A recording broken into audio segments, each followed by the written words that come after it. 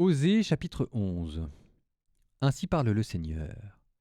Oui, j'ai aimé Israël dès son enfance. Pour le faire sortir d'Égypte, j'ai appelé mon fils. Quand je l'ai appelé, il s'est éloigné pour sacrifier au Baal et brûler des offrandes aux idoles. C'est moi qui lui apprenais à marcher en le soutenant de mes bras. Et il n'a pas compris que je venais à son secours. Je le guidais avec humanité par des liens d'amour. Je le traitais comme on traite un nourrisson qu'on soulève tout contre sa joue. Je me penchai vers lui pour le faire manger, mais ils ont refusé de revenir à moi.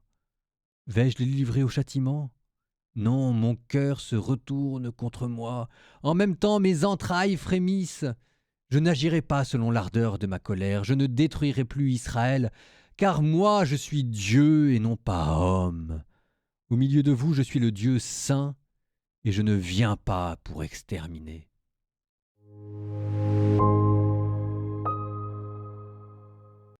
C'est ce qu'on appelle un anthropomorphisme. Anthropo, homme, morphisme, l'image, la forme. L'anthropomorphisme, c'est de donner à Dieu une représentation humaine. Et là, vous avez probablement l'anthropomorphisme le plus célèbre et le plus audacieux de tout l'Ancien Testament. Vous avez vu comment est-ce qu'on parlait de Dieu? Car moi, je suis Dieu et non pas homme. Sauf que quand Dieu dit ça, on a l'impression qu'il est encore plus humain que les hommes. Que souvent, ce sont les hommes qui se prennent pour des dieux et ils deviennent arrogants et durs. Et quand Dieu se prend pour un homme, il dépasse l'humanité.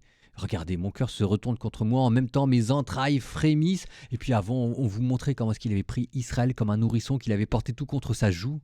Enfin, c'est un texte qui est extraordinaire parce qu'on sent les entrailles de Dieu qui frémissent, on sent sa vie à l'intérieur. Vous savez, ça me fait penser à la Vierge Marie, l'Immaculée Conception. On dit souvent que si Marie n'a pas connu le péché, on a l'impression qu'elle n'est pas humaine. En fait, c'est exactement l'inverse, hein. C'est le péché qui nous défigure et qui nous rend moins humains. Moins quelqu'un a péché et plus il est humain. À combien plus forte raison Dieu, qui est la source même de la sainteté, ce que nous avons de meilleur dans notre humanité vient de Dieu. Et donc il est Dieu et non pas homme. Ça veut simplement dire qu'il est plus humain que les hommes eux-mêmes. C'est extraordinaire, relisez-le. Et si jamais vous aviez des doutes sur les intentions de Dieu à votre égard et l'amour qu'il vous porte, tout est dit dans ce texte-là, quoi.